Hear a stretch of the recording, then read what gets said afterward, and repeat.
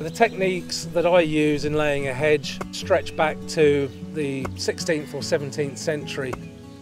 The first thing to do is to get in there, to clear out any brambles. I can see there's nettles in there, you know, other bits of growth that won't go into the final build of the hedge. We're left with a line of stems, and they will be the best that are available in the row, the best that I can work with. Each stem is cut part way through, so we use a sharp cutting tool. The traditional tool for this was the billhook or the axe.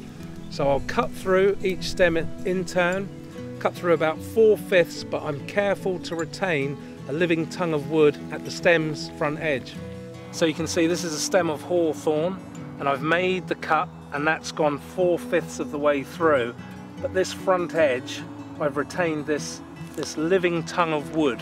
Although it's been cut through, the foliage here, it's still alive. It's still able to draw the sap up and keep the stem alive. This means then that I can bend the stem over and lay it diagonally. And I do that with each individual stem, and they should then lay together neatly like plates in a rack.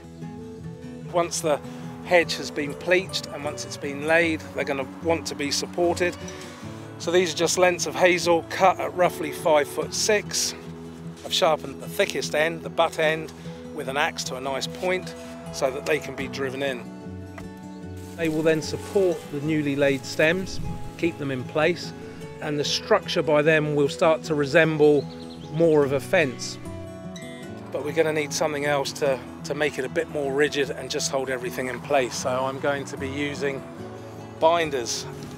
These are hazel rods that are cut at 10 or 12 feet in length, and I add a fresh binder in on every stake, twist it together with the last, and then weave it in and out of the stakes. And that will create a continuous woven rope along the whole length of the hedgerow, and that will just hold everything in place. The hedgerow is, however, still alive, it's still living. So although we've got a dense stock-proof barrier immediately, as soon as we finish the work, over the next growing seasons, it will grow. New growth will appear at the base. This will thicken the hedge, increase density, improving its function as a barrier to livestock. But of course, this will also improve its capabilities as a habitat for wildlife.